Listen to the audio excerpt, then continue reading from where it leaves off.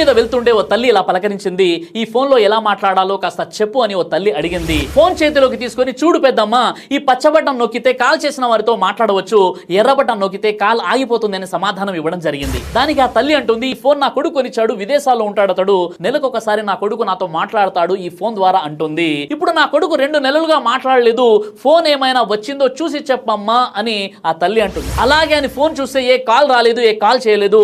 అలా చెప్పడానికి మనసు రాక అబద్ధం చెప్పాను. అమ్మా, నీ కొడుకు కాల్ చేశాడు అమ్మా, నువ్వు పచ్చ బటన్ నొక్కబోయి ఎర్ర బటన్ నొక్కావు, అందుకే కాల్ కట్ అయిపోయింది అని చెప్పాను. అప్పుడు ఆ తల్లి మొహంలో కొడుకు కాల్ చేశాడు అనే ఆనందం వెలిగిపోయింది. తల్లిదండ్రులకు దూరంగా వేరే ప్రాంతాల్లో ఉండే బిడ్డలు ఎవరైనా సరే మీ తల్లిదండ్రులతో మాట్లాడండి. అమ్మా అనే పిలుపు కోసం ఆ తల్లి ఎదురు చూస్తుందని గుర్తుంచుకోండి. నిన్నుగా ప్రేమించే గొప్ప వ్యక్తి, నీ ముఖము చూడకముందే, నీ స్వరము వినకముందే, నీ గుణం తెలియకముందే నిన్నుగా ప్రేమించే గొప్ప వ్యక్తి ఎవరైనా ఉన్నారంటే కేవలం తల్లి మాత్రమే కదా.